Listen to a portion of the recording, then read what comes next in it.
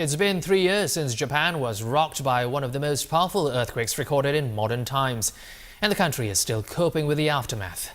Despite periodic reports of highly contaminated water leaks from the Fukushima Daiichi nuclear plant, the government aims to resume nuclear power generation. Our Japan Bureau Chief Michio Ishida reports.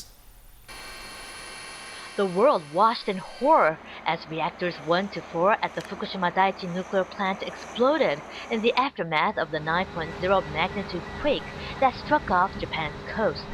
Since then, work to decommission the plant has been underway.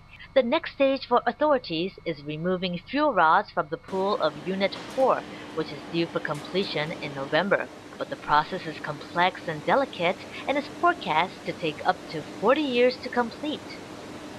Right now, we are preparing for the cleanup of the reactor building and some kind of research and development in order to handle those kind of fuel debris removal by using robotics technologies. The radiation levels in the reactor buildings remain very high, a reminder of the risks involved with nuclear power. And yet, the Shinzo Abe government has reasserted that nuclear power will be one of the core sources of the country's future power needs.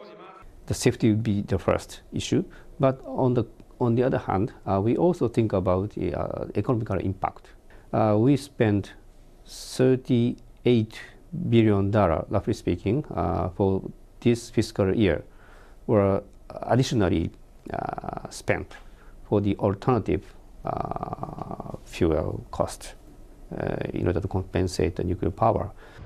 As resource imports increase, the economy is also taking a hit, with the country's trade deficit rocketing to record highs and forecast growth taking a dive.